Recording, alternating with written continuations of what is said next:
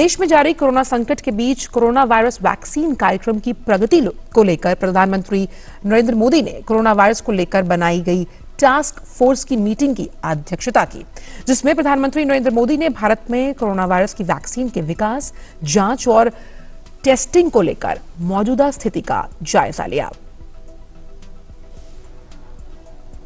तो प्रधानमंत्री मोदी ने वैक्सीन के विकास, दवा खोज, निदान और परीक्षण पर जो भारत के प्रयास है, उसकी वर्तमान जो स्थिति है, उसकी समीक्षा की है कि किस तरह से भारत प्रयास कर रहा है कोविड-19 से लड़ने के लिए। साथ ही साथ वैश्विक स्तर पर भारतीय वैक्सीन कंपनियां जो हैं वो अपनी गुणवत्तापूर्ण निर्माण क्षमता के लिए जानी जाती हैं, काफी मशहूर हैं। तो ऐसे में अभी 30 तरह की ऐसी वैक्सीन हैं जिन पर अलग अलग चरणों में काम चल रहा है। और अगर हम उसकी बात करें तो मौजूदा ड्रग्स पर दोबारा भी काम किया जा रहा है। और साथ ही साथ, ये तो मौजूदा ड्रग्स की हमने बात की, नई तरह की ड्रग्स बनाने के साथ प्रयोगशाला में उनकी जांच भी की जा रही है। इसके अलावा पौधों में कोरोना वायरस विरोधी तत्वों को ढूंढने पर जोर दिया जा रहा है ताकि जो वैक्सीन है उसे बनाने में मदद मिल पाए। और इस दिशा में कई ऐसे अकादमिक शोध संस्थान हैं, रिसर्च ऑर्गेनाइजेशंस हैं जो काम कर रहे हैं। ऐसे कई स्टार्टअप्स हैं जो इसके लिए अपना योगदान दे रहे हैं। वो चाहते हैं कि काम मिलकर हो। और जो प्रधानमंत्री हैं, उन्होंने किस तरह से जो अकादमिक जगत है, उद्योग जगत है और वो सरकार के साथ सामंजस्य बिठाकर कैसे काम कर रहा है, उसकी तारीफ की। साथ ही साथ वैक्सीन विकसित करने की दिशा में किस तरह से सामंजस्य के साथ काम किया जा रहा है, उस दिशा पर भी लगातार बल देने की जरूरत है। प्रधानमंत्री ने कंप्यूटर साइंस, केमिस्ट्री और बायोटेक्नोलॉजी के जो वैज्ञानिक हैं, उनका एक साथ काम करना जो है कहीं ना कहीं उसकी प्रशंसा की है। और प्रधानमंत्री ने यह भी कहा कि हमें एक हैकाथॉन जो है उसका आयोजन करना चाहिए, जिसका सुझाव उन्होंने दिया है। तो ये समीक्षा बैठक की थी प्रधानमंत्री ने, जिसमें कोविड-19 की जो वैक्सीन है उसको लेकर किस दिशा में लगातार काम हो रहा है, इस पर चर्चा की गई।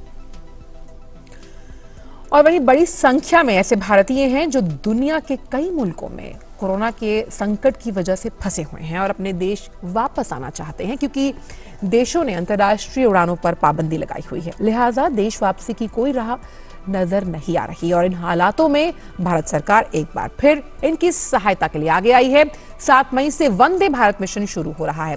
इस मिशन की व्यापकता का अंदाजा आप इस बात से लगा सकते हैं कि लगभग 2 लाख भारतीयों ने अभी तक स्वदेश वापसी की इच्छा जाहिर की, लेकिन यह आंकड़ा बढ़ भी सकता है। देखते हैं यह खास रिपोर्ट। भारत सरकार ने विदेशों में फंसे भारतीयों को चरणबद्ध तरीके से वापस भारत लाने के लिए कमर कस ली है। इस संबंध में पूरी योजना और स्टैंडर्ड ऑपरेटिंग प्रोसीजर्स तैयार किए गए हैं। नागर विमानन मंत्री हरदीप सिंह पुरी ने कहा है कि विदेशों में फंसे भारतीयों को वापस लाने के लिए 7 मई से 13 मई तक 64 विमानों का परिचालन होगा, जिसके लिए विदेश मंत्रालय के दूतावास और उच्चायोग ऐसे भारतीय नागरिकों की सूची तैयार कर रहे हैं।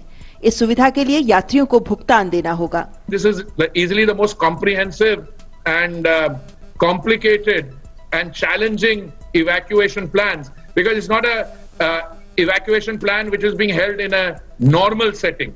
I mean, we are dealing with an invisible enemy. We are dealing with a virus whose behavior is difficult to predict. And any plan that we make, when we did a civil aviation lockdown, we did it in the expectation that after a while we will get a control on the numbers. And I'm very happy to share with you my assessment that the Prime Minister's very bold, timely and early action has been able to contain the overall numbers.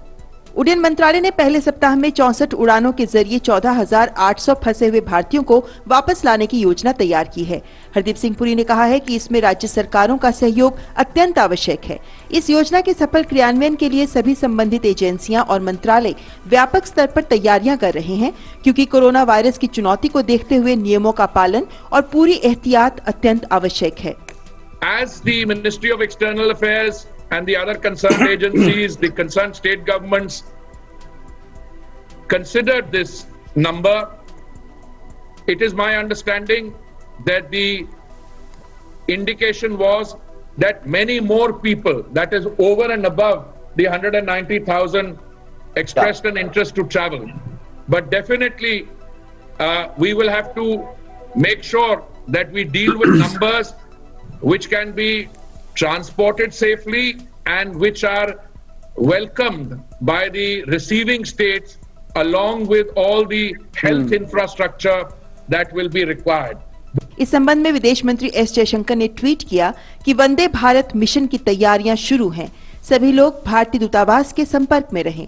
दरअसल Vande Bharat mission corona के चलते एक जटिल और अत्यंत व्यापक mission है, लेकिन भारत सरकार हर आपदा की स्थिति में हमेशा अपने नागरिकों के साथ खड़ी रही है। कोरोना आपदा के समय भी जहां वुहान, ईरान जैसे संक्रमित देशों से भारतीयों को स्वदेश वापस लाया गया है, तो वहीं इससे पहले भी खतरनाक हालात में आपदाओं के वक्त यमन जैसे देशों से भी भारत सरकार भारतीयों ही नहीं अन्य देशों के नागरिकों को भी निकालने में पीछे नहीं रही है। और वहीं गृह मंत्रालय ने उन भारतीयों के लिए एसओपी जारी की जो विदेश से भारत आना चाहते हैं। इसके अनुसार अगर हम समझने की कोशिश करें तो सुविधा उनके लिए है जिन्हें आकस्मिक रूप से वापस आना है। ये एमएचए की जो गाइडलाइंस है वो हम आपको बता रहे हैं। साथ ही संबंधित देश के भारतीय दूतावास में आपको रजिस्टर करना होगा इसके लिए, तभी जो विदेशों में फंसे भारतीय हैं वो स्वदेश वापस आ पाएंगे। कोविड जांच के बाद स्वस्थ लोगों को ही मौका मिलेगा, यानी अगर आप संक्रमित हैं तो नहीं, लेकिन अगर संक्रमण से मुक्त हैं तो आपको मौका मिलेगा स्वदेश वापसी लौटने का।